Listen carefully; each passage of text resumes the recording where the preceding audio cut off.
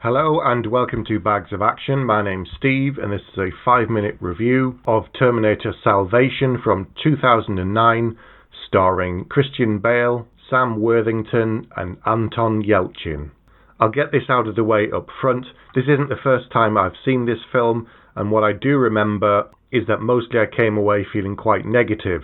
Then there was all of the stuff in the media around the time with Christian Bale having a kind of nervous breakdown on set and shouting at someone and ranting, which was leaked, which also put a bit of a shadow over this film. However, several years on, it came on TV and I thought I'd watch it again and give it a second try.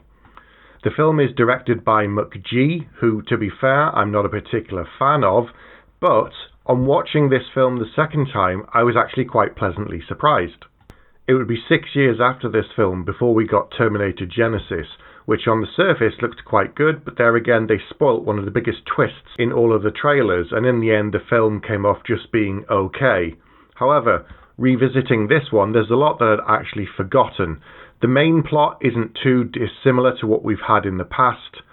Someone has travelled back, or in this case, they don't really know why they're there, only that they're supposed to protect someone. In this case, it's a very young Kyle Reese, played by Anton Yelchin. Sam Worthington's character doesn't have much of a memory, and yet he seems to be very adept with machines and very good at fixing radios and cars and so on. The principal story is the same. Christian Bale plays John Connor, the leader of the Resistance, and in this case they've made him actually a more active role in the films.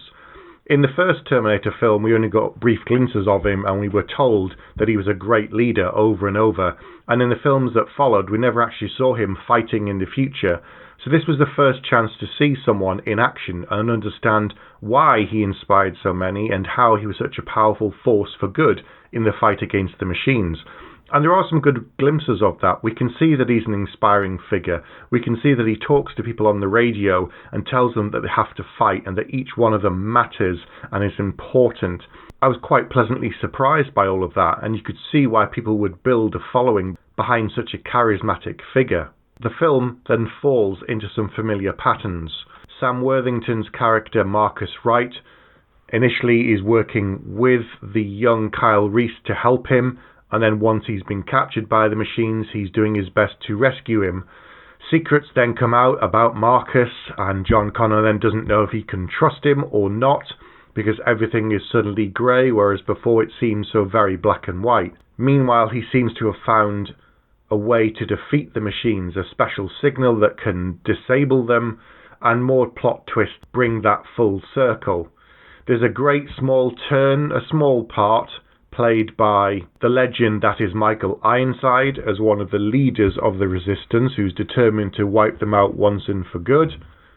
And overall the film is quite bleak and grimy. Everyone seems to be dirty, food is very scarce, the landscape is pretty destroyed and buildings are constantly falling apart. There's some inventive ways that they use to kill the machines when they don't have the bullets. And there were some new Terminators that we'd not seen before.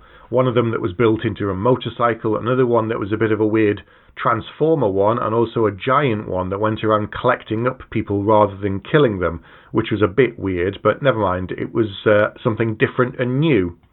So for all the problems behind the scenes, and some of the issues I have with the director and some of his other work, I was quite pleasantly surprised. This was actually quite a lot of fun. The pace is energetic, the action is really good when it happens and explosive. The plot twist you've probably seen coming before, but if you've seen any other Terminator films, it wasn't a massive surprise.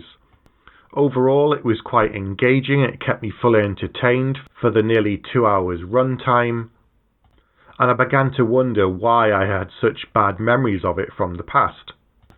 So it is a little bit predictable, but overall it's a solid action film with good acting, good characters and really good special effects for the era.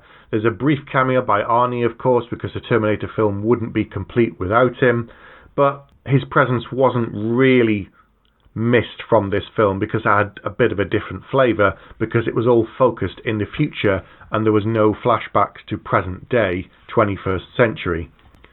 So because of all of that, and having seen it for a second time so it wasn't completely fresh, I'm going to give it a solid 3 bags out of 5. Have you seen Terminator Salvation? If so, get in touch and let us know. You can email us, you can come onto Facebook, you can follow us on Twitter, and of course, don't forget to like and subscribe to this channel.